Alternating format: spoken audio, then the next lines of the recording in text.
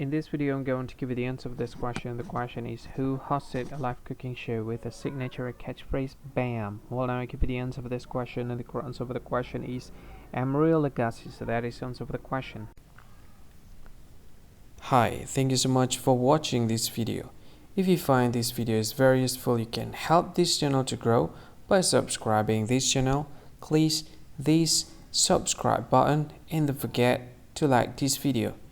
And if you find this video is not really good, or you don't really like this video, or you kind of feel that it's a little bit offensive or something like that, you can click this one, dislike button. You can do that anyway.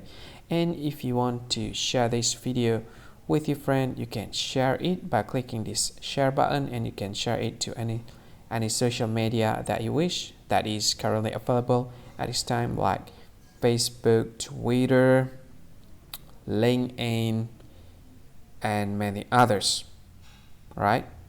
And if you want to add this video to your playlist, you can click this one. You can watch this video later, and you can find more options by clicking these three dots.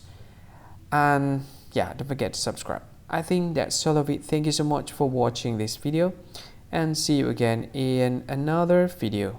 Bye bye. See you again.